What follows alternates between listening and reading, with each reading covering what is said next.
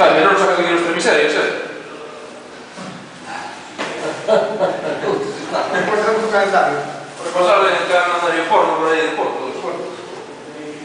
Juegan as fotos aí na página de Porto, na página oficial.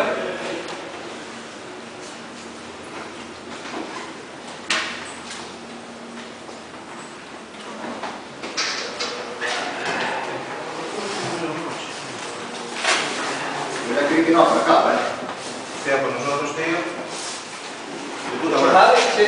Llegaron ya, sabes lá.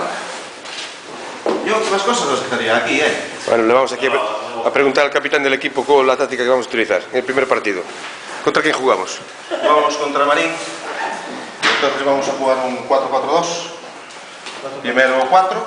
Ojalá pudiésemos jugar un 4. Después otros 4 y 2 para los cambios. Dos para los cambios.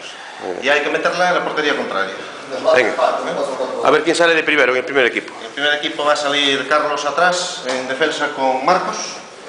Y en punta pues vamos a poner al amigo Chisco. A ver si golea este año. A la verdad es clara.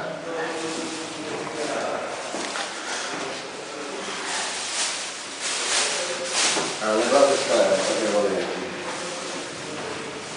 Tenemos muchas esperanzas puestas en ti, tío, no nos jodas. No pedimos 5 goles, pedimos un gol solo. Pedimos el gol. Vamos a ver.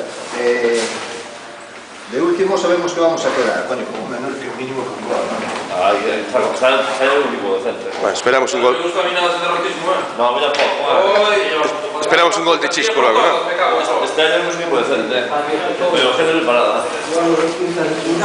La probabilidad de últimos de eso nada. No es lo que pasa nada aquí. Vamos a dar entre nosotros. Ahí ya, eso. Ahí ya. Pregúntale a ellos. Venga, chavales, vamos a ganar. ¡Vamos, nenos! ¡Vamos!